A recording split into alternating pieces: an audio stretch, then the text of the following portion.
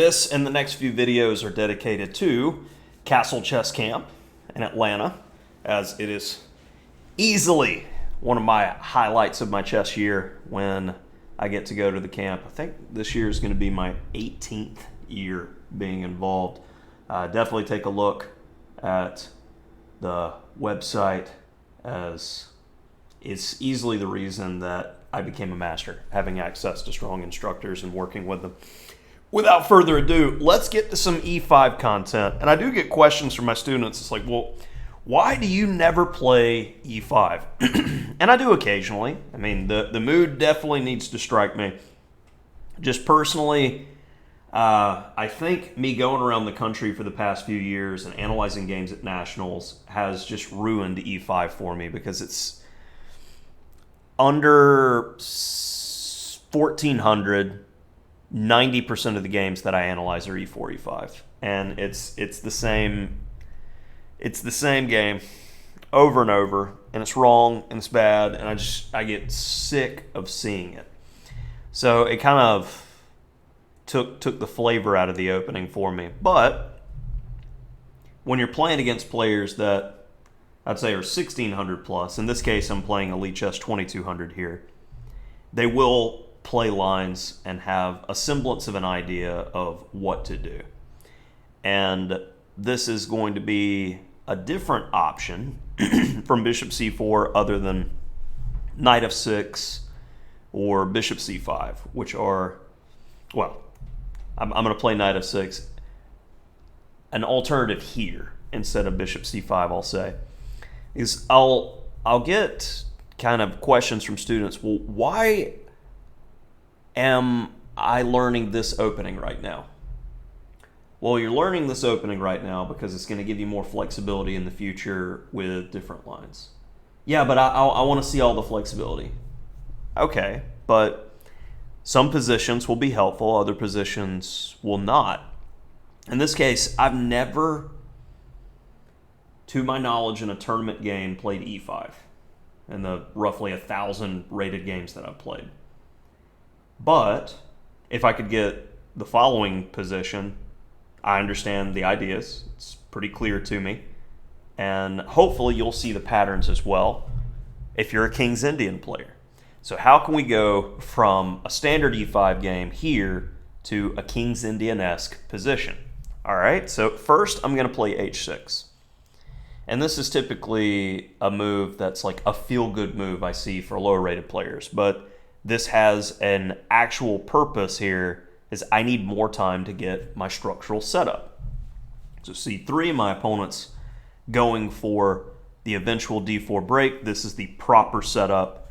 Knight C3 is one of those typical moves that I see when analyzing games at nationals, but this normally limits your mobility with white and kills future flexibility.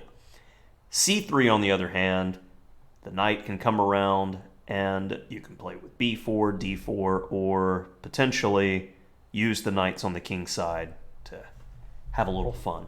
So far more flexible, C3. Well, when I go D6, he castles, and G6. So we're beginning to see that King's Indian structure form. Rook E1, Bishop G7, D4.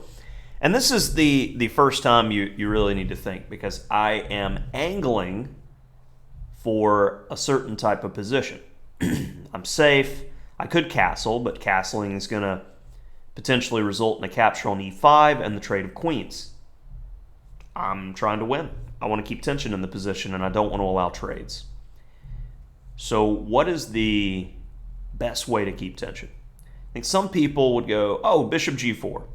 And Bishop G4 is a reasonable move, but it's going to go against principles in the King's Indian, because if the center gets locked, I want to maintain the bishop, as the light square bishop is going to be great for the F5 break and subsequent play attacking on the king side. If you play Bishop G4 here, more than likely you're going to have to trade, or if takes on E5, knight takes E5, that's an inferior pawn structure for black that I would like to avoid. So, Bishop D7.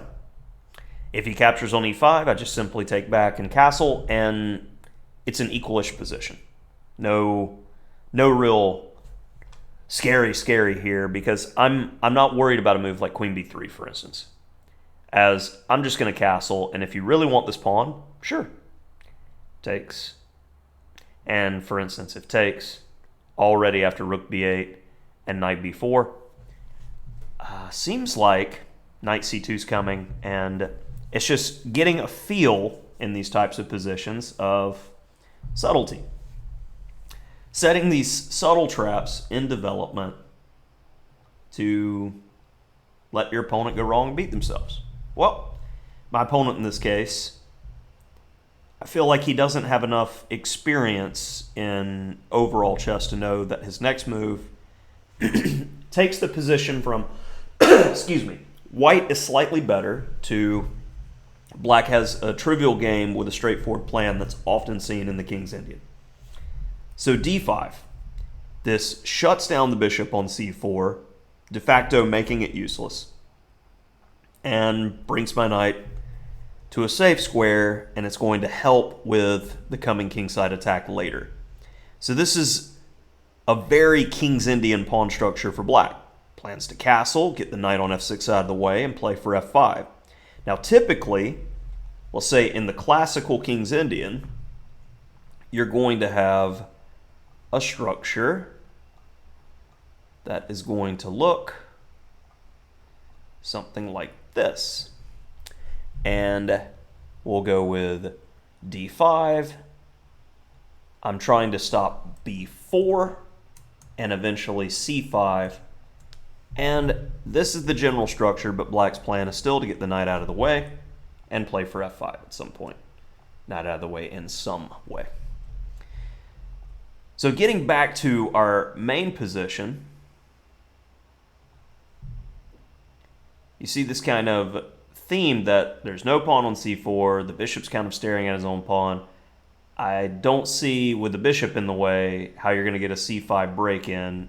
It's just very, very awkward.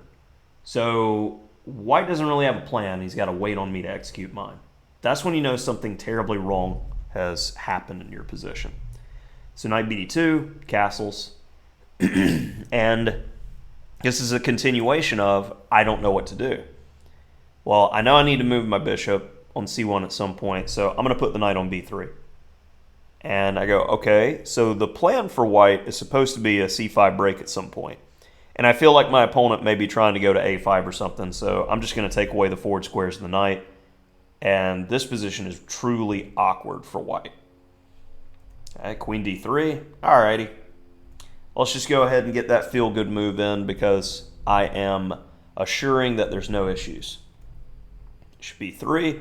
Okay, let's start our plan now because I don't see what white's doing and I see it as non-threatening. And this is an interesting moment because the engine goes f5. Just go ahead and attack. Don't even worry about the trade of the bishops. But my experience in the King's Indian tells me that I have better attacking prospects for the future.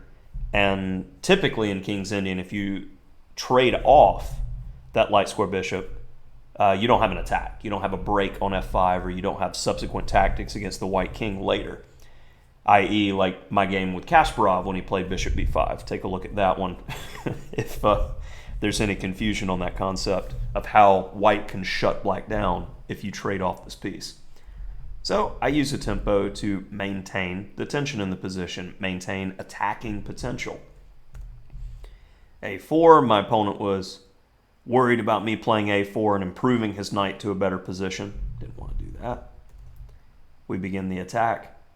And it's amazing when you have a clear plan how quickly the opponent's position will fall apart.